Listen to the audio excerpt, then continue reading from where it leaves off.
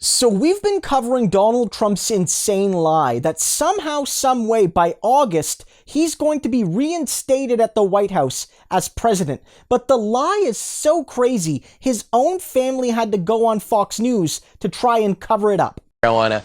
What about this story that President Trump is thinking that he's going to be placed into office in August? Is that true? Has he mentioned that to you? Because I think 24 hours a day, other networks are running with that story. Well, I think you should take a look at who those networks are and who is pushing that story out. As far as I know, there are no plans for Donald Trump to be in the White House in August. Maybe there's something, I don't know, Brian, but no, I think that is a lot of folks getting a little worked up about something just because maybe there wasn't enough pushback, from the Republican side. So, no, I have not heard any plans for Donald Trump to be installed in the White House in August. You just blew up all their programming for the next 72 hours.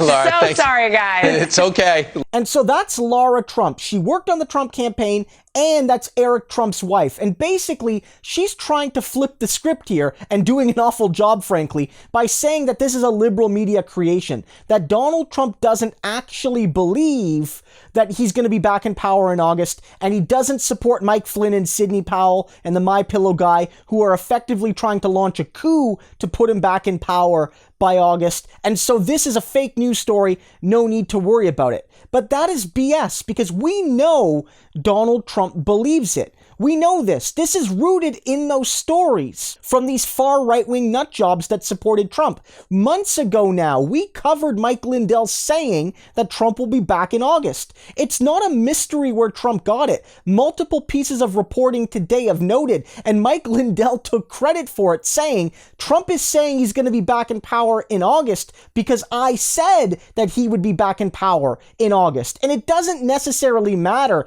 if the story is BS or not. It doesn't matter if Trump has any legitimate chance of coming back to power in August or not. He doesn't. That's not a thing. But he believes it.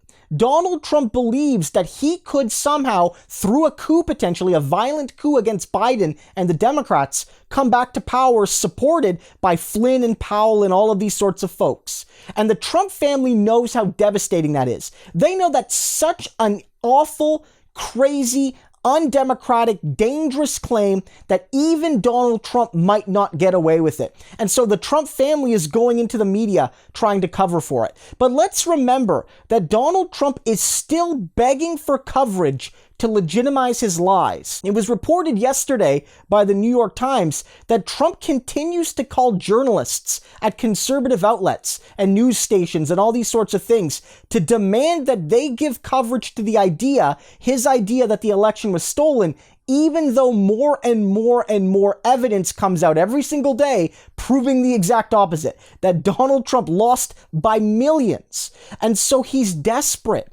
He's desperate and he's dangerous. There's a certain pathetic nature here, certainly. You can laugh at the man, certainly. You can point out the fact that even Trump's kids and his children-in-law, his in-laws, all these sorts of people, that they don't even fully buy into it either. That's all true, but they're covering it up for a reason. Normally they let Trump lie because the lies work, but this one has gone too far. Donald Trump may have gone too far here, and that means we need to keep covering it because we need to let any reasonable person know that the ex-president who wants to be president again is crazy and he hates democracy and will use violence to try to get power back again.